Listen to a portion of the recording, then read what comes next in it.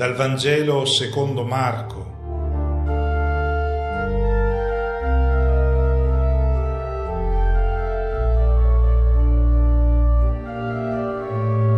Una buona domenica a tutti.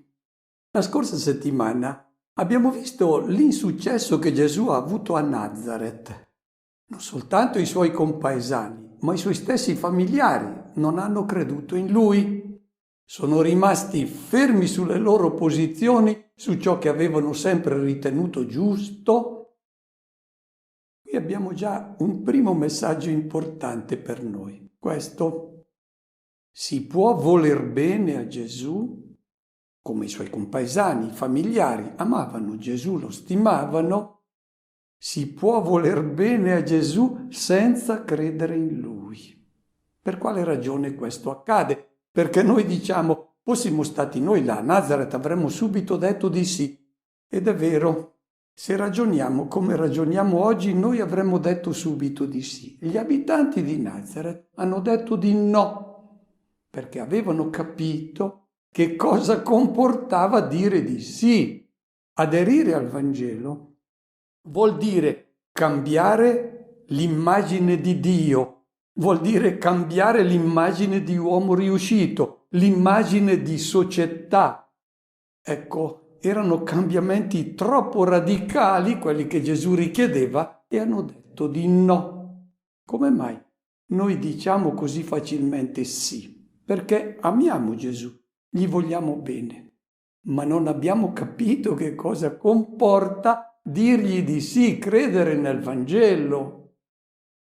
Quando noi ascoltiamo le beatitudini, noi diciamo che bello e ci sentiamo discepoli di Gesù perché ammiriamo ciò che lui ha detto e siamo convinti anche di praticare un po' quello che lui dice. Ma quando pensiamo l'uomo beato che lui ci propone, colui che si fa povero, colui cioè che mette tutto ciò che possiede, tutte le proprie capacità, non a servizio del proprio godimento, del proprio piacere, ma le pone a servizio della vita e della gioia del fratello, anche del nemico, anche di chi gli ha fatto del male. Quando noi capiamo questo, sentiamo una ripulsa interiore e finché non sperimentiamo questa ripulsa, vuol dire che non abbiamo capito. Perché la legge della carne, dice Paolo, quella che ci viene istintivo, quella pulsione immediata, è contraria a ciò che ci propone lo Spirito. Quando noi consideriamo ciò che Gesù ha detto di quei due figli, il primo al quale il padre si rivolge e gli dice vai nella vigna a lavorare, e lui dice sì, poi non ci va. Quando capisce che cosa comporta, allora non ci va. Ma il secondo, che dice subito di no, e poi in seguito ci va, dice di no perché ha capito che cosa comporta aderire a ciò che dice il padre. Soltanto in seguito gli dà l'adesione. Ecco l'importanza per noi. La necessità di fare questa esperienza che hanno fatto gli abitanti di Nazareth. La prima risposta che ci viene istintiva, e dobbiamo fare questa esperienza, è quella di dire di no. Ricordiamo il figlio maggiore della parabola del figlio prodigo, quando dice al padre: tu non sei giusto. Perché? Perché tratti uno scapestrato esattamente come me, che ho lavorato, che mi sono dato da fare, che ho sempre obbedito. Non sei giusto. Eccola la ripulsa che si sente di fronte alla proposta di volto nuovo di Dio che fa Gesù di Nazareth. Oppure quello che accade a Giona, il quale dice a Dio: tu non sei giusto. Perché? Perché non punisci i niniviti. Ecco, questo è il primo messaggio che noi possiamo già ricavare da ciò che è accaduto a Nazareth. Che cosa accade adesso? Ed è il brano evangelico di oggi. Di fronte al rifiuto del suo Vangelo, che è avvenuto a Nazareth e che poi lo dirà nel Vangelo di oggi, accadrà anche a voi questo rifiuto, perché significa che hanno capito ciò che voi proponete, che è la mia proposta. Bene, come si è comportato Gesù? Forse noi ci saremmo scoraggiati, avremmo lasciato cadere le braccia. Gesù no. Gesù ha lasciato Nazareth e ha iniziato a percorrere tutti i villaggi delle vicinanze annunciando il Vangelo. E non solo riprende la sua missione, ma sentiamo adesso che cosa fa. In quel tempo Gesù chiamò a sé i 12 e prese a mandarli a due e dava loro potere sugli spiriti impuri. Gesù vuole porre fine al mondo vecchio e dare inizio al mondo nuovo. Mette in conto anche l'insuccesso, perché non è facile aderire alla sua proposta. Ma sa anche che non può portare avanti da solo questo disegno di salvezza. Sa che la sua vita è limitata, a un certo punto si conclude, deve coinvolgere i discepoli in questo suo progetto. Sono coloro che hanno creduto in lui, gli hanno dato la propria adesione. E allora che cosa fa Gesù? Li chiama a sé. Non si tratta di una chiamata ad avvicinarsi in senso materiale, sono già lì attorno a lui. Che cosa significa chiamarli a sé?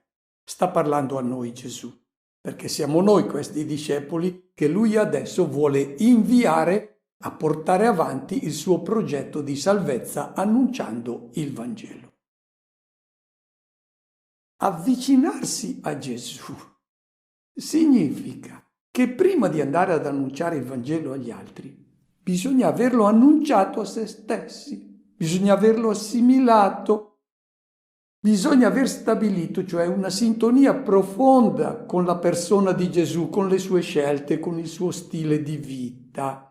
Solo chi è stato realmente con Gesù può poi andare ad annunciare agli altri ed essere credibile, perché si presenterà con la gioia di chi ha scoperto un grande tesoro e vuole coinvolgere anche coloro che lui ama perché li vuole felici in questa esperienza dell'incontro con Cristo.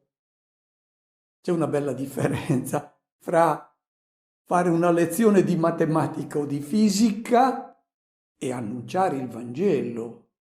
Il catechista non è uno che insegna una dottrina, ma uno che incarna una proposta di vita, è felice di averla fatta e comunica agli altri questa sua esperienza di gioia.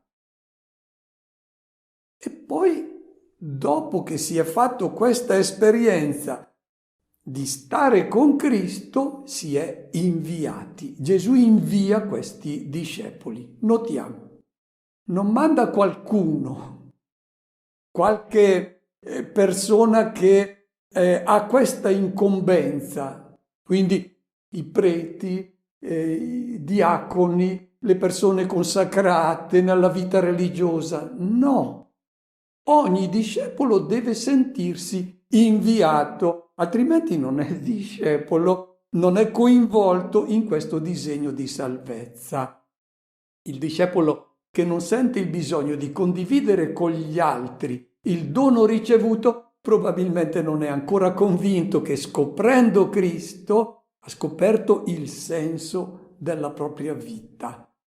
E li manda a due. Questo è un uso giudaico. E quando si volevano mantenere i contatti fra le sinagoghe non si inviava un singolo, sempre una coppia, anche perché questo è il significato di essere persone credibili, testimoni affidabili.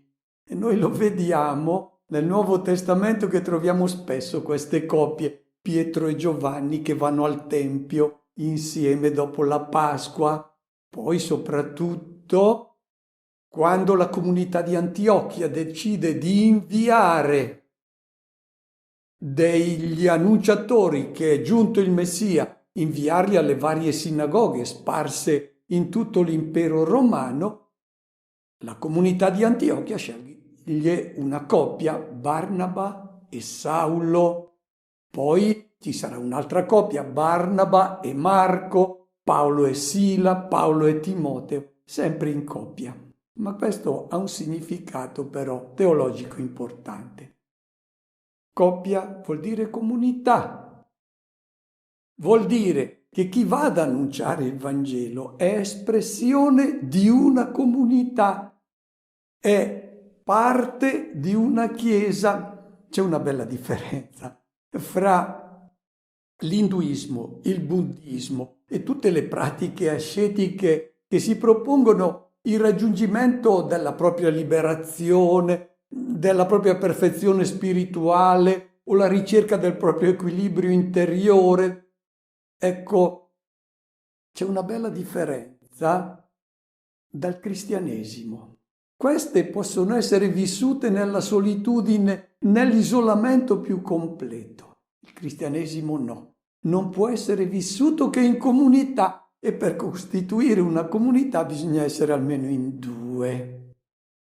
E notiamo la gioia di essere annunciatori, ma parte di una comunità, inviati da una comunità in sintonia con il pensiero e con i sentimenti di una comunità. E la Chiesa non è un'associazione di amici tenuti insieme dalla simpatia reciproca, ma da fratelli. Gli amici vengono scelti. Noi siamo responsabili delle nostre amicizie, non dei nostri fratelli. I fratelli non sono scelti e allora non siamo tenuti insieme in questa comunità dalla simpatia, ma dall'amore di Cristo che è incondizionato, che non conosce alcuna barriera. E può essere anche faticoso stare in comunità, però diventiamo credibili quando annunciamo il Vangelo se siamo uniti, se ci sentiamo parte di una comunità. Quando sentiamo che parlano della Chiesa, diciamo non la Chiesa, la mia Chiesa, quella alla quale sono felice di appartenere, anche se ha tanti limiti, tante manchevolezze, sono parte di questa Chiesa. E poi Gesù dà il potere a questi inviati, exousia in greco. L'unico potere che Gesù dà ai suoi discepoli, non un altro potere. Per noi il potere significa l'autorità di comandare, di dare ordini, di farci obbedire. No. L'unica autorità che Gesù dà ai suoi discepoli è quella di scacciare gli spiriti immondi, gli spiriti impuri. Lo dirà Gesù al termine della sua vita. Dopo la Pasqua, ai discepoli sul monte, dice Matteo, mi è stato dato ogni potere in cielo e sulla terra. Qual è il potere che Gesù ha ricevuto? Quello di scacciare dal mondo gli spiriti impuri. Cosa sono questi spiriti immondi? Non ci ha dato il potere di impiegare l'acqua santa per fare degli esorcismi, no. Gli spiriti immondi sono tutto ciò che lotta contro la vita, tutto ciò che disumanizza. Bene, questi sono spiriti immondi. Lo spirito immondo, la pulsione incontenibile, la bramosia di accumulare beni, di avere sempre di più, anche a costo di commettere ingiustizie, di fare guerre, di distruggere il creato. Questo è uno spirito contrario alla vita. Se lo lasciamo agire, disumanizza. Lo sappiamo molto bene che il nostro mondo è mosso da questo spirito immondo. Ecco, Gesù dà il potere di sconfiggere questi spiriti immondi che noi riteniamo invincibili Quante volte lo diciamo? Il potere dell'economia, della finanza, chi li controlla? Ecco, Gesù ci ha dato proprio questa exousia, questo potere, che è la sua parola, il suo spirito che vince tutti gli spiriti che disumanizzano. Lo spirito immondo, che spinge gli uomini a cercare ciò che piace, solo ciò che piace. Pare invincibile perché l'istinto porta proprio a questo. La pulsione interiore porta a ripiegarci su se stessi. Gesù ha dato il potere di vincere questi spiriti disumanizzanti. Lo spirito che ti spinge ad aggredire, a commettere violenze, a fare guerre. Lo spirito che ti fa vedere chi è diverso da te come un nemico. Bene, tutti questi spiriti creano un mondo disumano e sembrano invincibili, e lo diciamo tante volte. Questo degrado della società, oggi c'è tutta una concezione di vita che è invincibile, si andrà sempre peggio. Dal punto di vista umano, le forze del male sono fortissime, perché è proprio questa pulsione istintiva che porta in una direzione disumanizzante. Ecco cosa promette Gesù.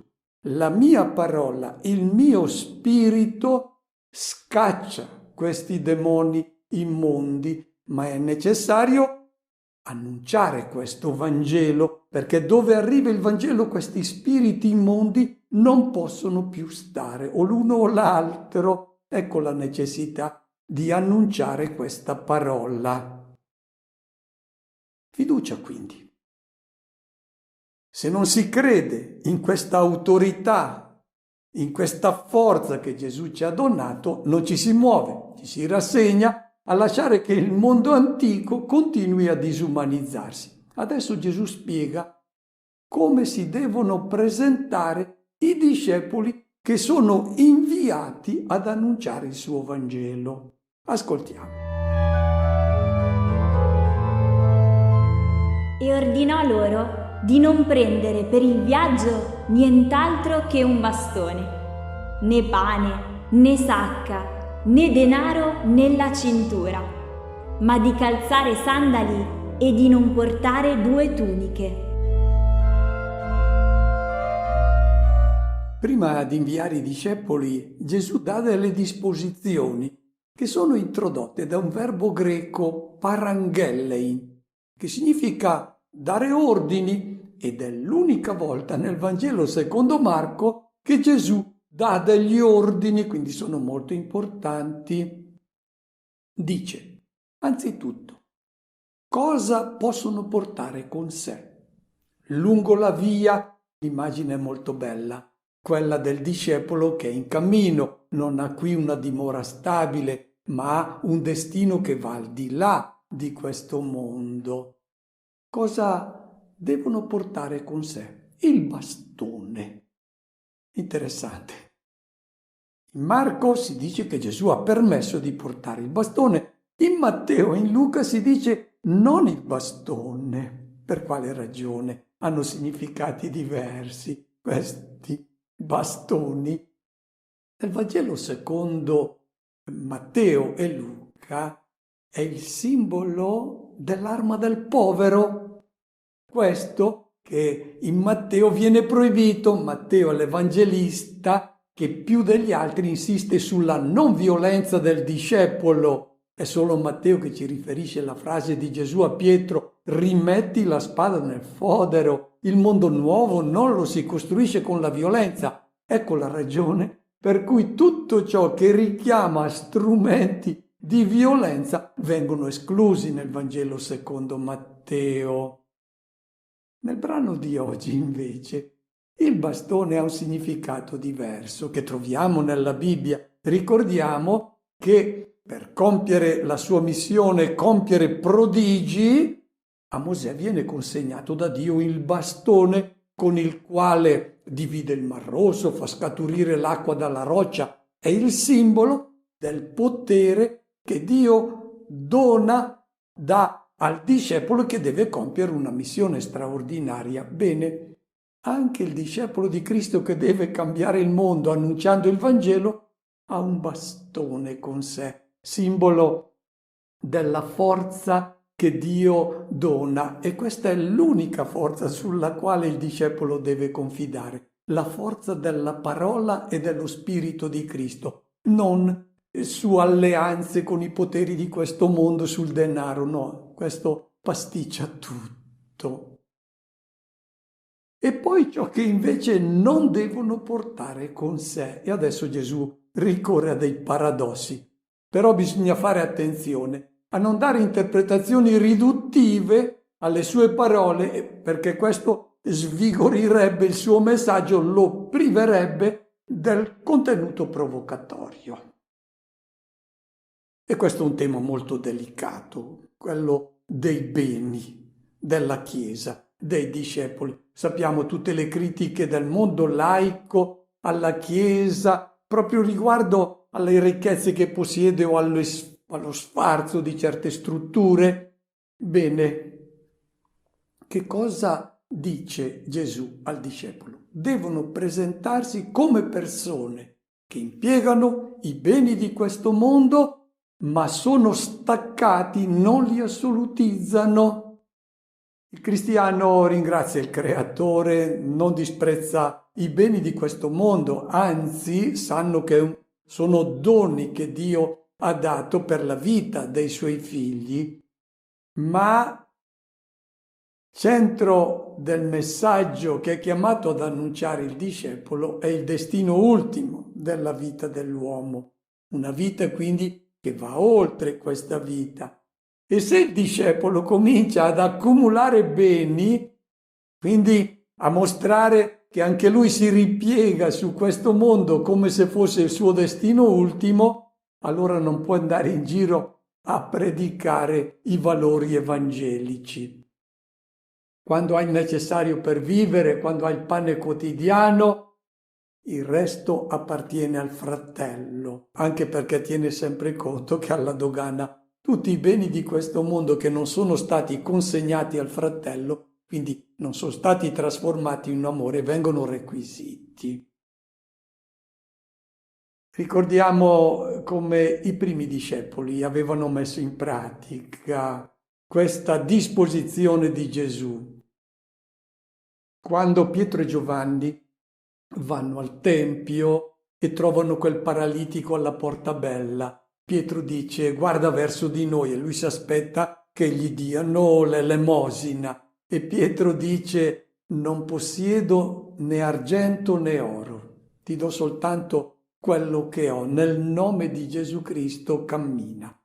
Oppure Paolo, molto bello quel discorso al capitolo 20 del Vangelo degli Atti, quando lui saluta gli anziani di Efeso e dice: voi sapete che alle necessità mie e di quelli che erano con me hanno provveduto queste mie mani, e in tutte le maniere vi ho mostrato che i deboli devono essere soccorsi lavorando come io ho fatto, ricordando le parole del Signore Gesù che ha detto: si è più beati nel dare che nel ricevere. Una frase di Gesù che non è conservata nei Vangeli, ma c'è stata conservata da Paolo. Quindi il necessario sì, accumulo no, altrimenti tu, discepolo, non riuscirai ad annunciare il Vangelo, e se lo annunci non sarai credibile. Non portare poi né pane né tascapane. Per quale ragione? Semplicemente perché non serve. Al discepolo non è consentito conservare provviste per il giorno dopo. Il pane che il discepolo chiede al padre è quello quotidiano, e se gliene avanza lo dona a chi ha fame, a chi è nel bisogno. E poi non denaro nella cintura, e qui c'è una finezza che va richiamata. Denaro è chiamato qui chalkos in greco, cioè rame, Il rame e il bronzo servivano per costruire gli spiccioli, non l'oro o l'argento. Ecco, dice Gesù, nemmeno gli spiccioli deve tenere con sé il discepolo. Siamo al paradosso, ma cerchiamo però di non far perdere il significato provocatorio di queste disposizioni di Gesù. Ricordiamo quello che chiede nel libro dei Proverbi il saggio, al capitolo 30, chiede due cose al Signore e dice: non negarmele, o Dio, prima che io muoia. Due cose ti chiedo: non darmi povertà e non darmi ricchezza. Fammi avere il mio pezzo di pane. Perché ti chiedo queste due cose? Perché se tu mi dai la ricchezza, io sazio, potrei dire: il Signore non mi interessa più, perché ho tutto quello che mi piace. E non darmi nemmeno la povertà, perché nell'indigenza potrei arrivare a rubare o addirittura a bestemmiare.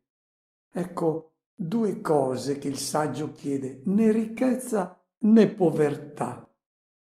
Ecco, lungo i secoli lo sappiamo che la Chiesa ha pagato a caro prezzo l'attaccamento ai beni di questo mondo e le alleanze con i poteri politici.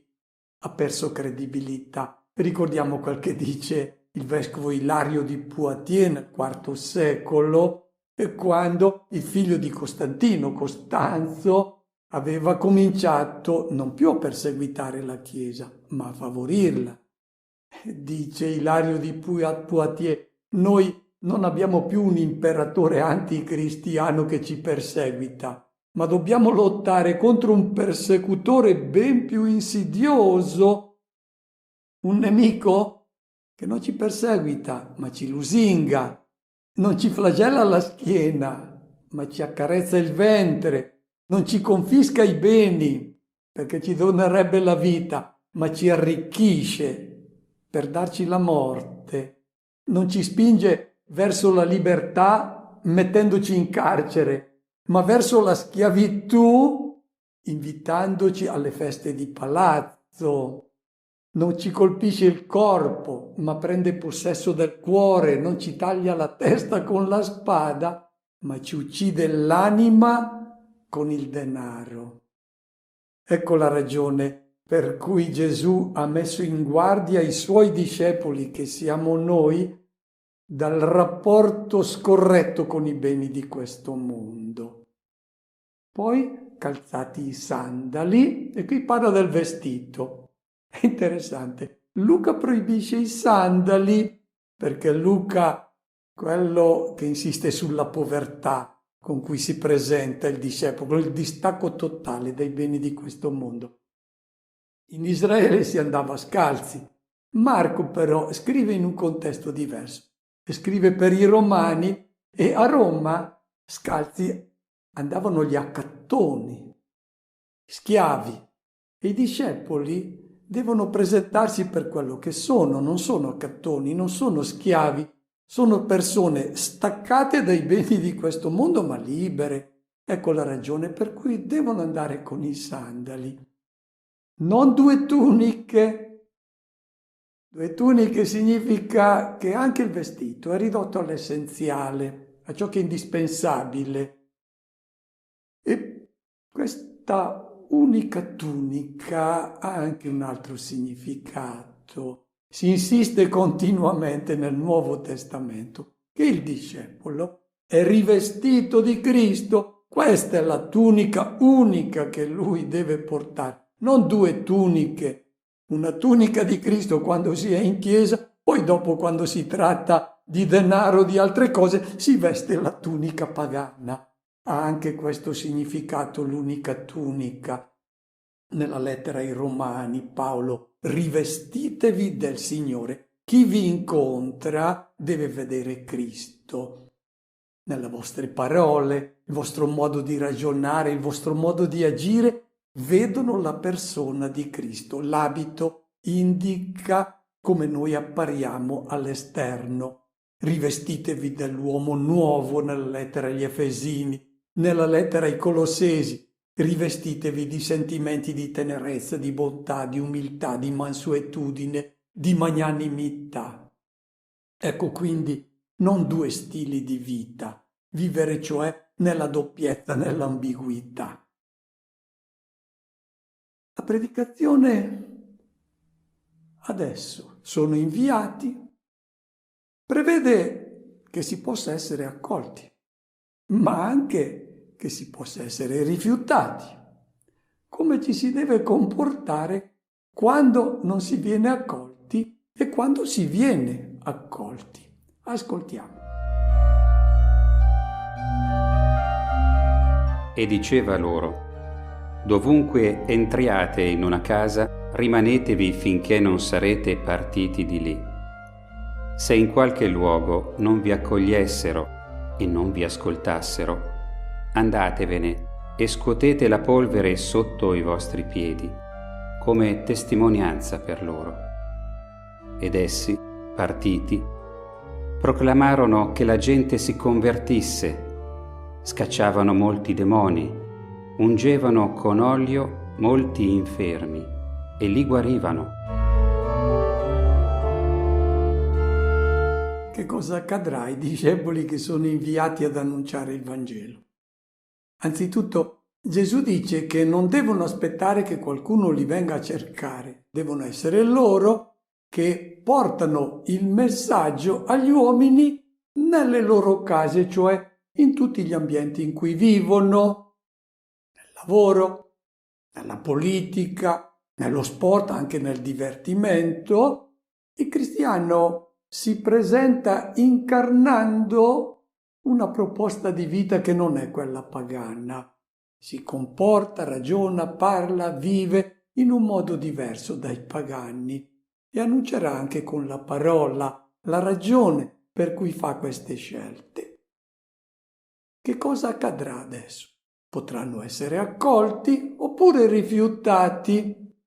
E qui Gesù dà delle indicazioni che riguardano i missionari che vanno ad annunciare il Vangelo, ma il messaggio poi è rivolto a tutta la Chiesa. Entrati in una casa, rimanetevi fino a quando non ve ne andiate da quel luogo. Che cosa significa? Che si visita solo una famiglia e poi basta, finito lì, si trascurano tutte le altre. Non è questo il significato. Gesù dice: chi va ad annunciare il Vangelo troverà delle persone buone, pie, generose che gli staranno vicino, che lo aiuteranno, quindi gli offriranno anche ospitalità. Il primo alloggio non è mai il migliore, è sempre una sistemazione di fortuna, lo sanno i missionari che sono andati nelle terre lontane. È una condizione molto precaria nella quale bisogna cercare di adattarsi a vivere come si può. Ma in seguito succede che i missionari incontrano certamente gente ben disposta, buona nei loro confronti, ricevono l'offerta di una residenza più confortevole, poi un'altra ancora migliore e via via fino a quando poi si finisce per installarsi in palazzi. Eccolo il pericolo. Gesù raccomanda: rimanete nella prima casa. Ai discepoli si chiede una testimonianza di vita austera, sobria, aliena da qualunque ostentazione di lusso o di ricchezza. In gioco c'è la credibilità stessa della missione. Questo vale per i missionari, ma vale per tutta la Chiesa. Quando c'è anche solo l'ombra di ricchezza e di sfarzo, il Vangelo perde di credibilità.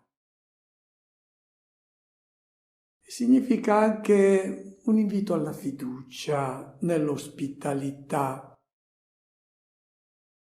Nel Vangelo di Luca, al capitolo 22, Gesù chiede ai discepoli: e quando vi ho mandato senza borsa, né sacca, né sandali, vi è forse mancato qualcosa? E loro rispondono: non c'è mancato nulla. Colui che annuncia il Vangelo deve fidarsi della presenza del Signore nella sua vita, che lo accompagna, che lo assiste. Possono essere accolti, ma possono essere anche rifiutati. Come comportarsi? Gesù dice: scuotete la polvere dai vostri piedi come testimonianza per loro. Questo gesto di scuotere la polvere era compiuto da ogni israelita quando lasciava la terra pagana e entrava nella terra santa. Non doveva portare con sé neanche la polvere della terra pagana. Sulla bocca di Gesù questo gesto ha un significato diverso. Non è il rifiuto del pagano o di chi non accetta il messaggio evangelico. Il testo dice: come testimonianza per loro, in loro favore. Qui il fatto di lasciare il pagano nella sua condizione significa rispetto delle sue scelte. Cristiano non può essere assillante, non può infastidire le persone urlando la propria fede, le proprie ragioni. No, fa una proposta di vita ed è una proposta a cui uno aderisce per amore, quindi in tutta libertà. Sono inviati i discepoli a fare una proposta di vita, non a ingaggiare delle battaglie ideologiche. Non ha senso un dibattito televisivo in cui ognuno cerca di urlare più degli altri. Non è così che si annuncia il Vangelo. E l'obiettivo anche del cristiano non è ottenere delle conversioni, quindi aumentare i numeri. Lui deve solo annunciare fedelmente la parola di Cristo, incarnandola con la sua vita.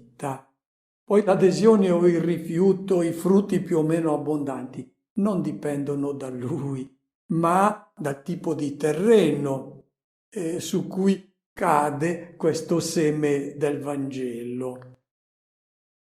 Ma questo scuotere la polvere dai propri sandali ha anche un altro significato, più spiccio direi.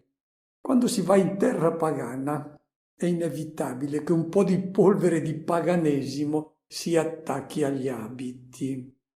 E quando si torna nella propria casa, questa polvere deve essere sbattuta. Facciamo un esempio molto semplice. Se io entro in dialogo con chi è molto lontano dalla proposta evangelica, ragiona in un modo completamente diverso, per cui va tutto bene, tutto lecito, non bisogna essere medievali, retrogradi. Stiamo attenti, perché questi discorsi pagani finiscono per lasciarci addosso un po' di polvere pagana. Quando si torna a casa, il contatto con il Vangelo ci deve purificare anche da questa polvere. La conclusione è che i discepoli partono e predicano proclamando la metanoia, la conversione, lasciare il modo di vivere e di ragionare pagano e accogliere la vita nuova, il mondo nuovo proposto da Cristo. E difatti, con il potere che ha dato loro Gesù, scacciano molti demoni. Dove arriva il Vangelo, quei demoni di cui abbiamo parlato non possono più rimanere. Ecco che c'è la guarigione di tutta una società che diventa una società realmente umana, cioè composta da figli di Dio e una vita da fratelli. Auguro a tutti una buona domenica e una buona settimana.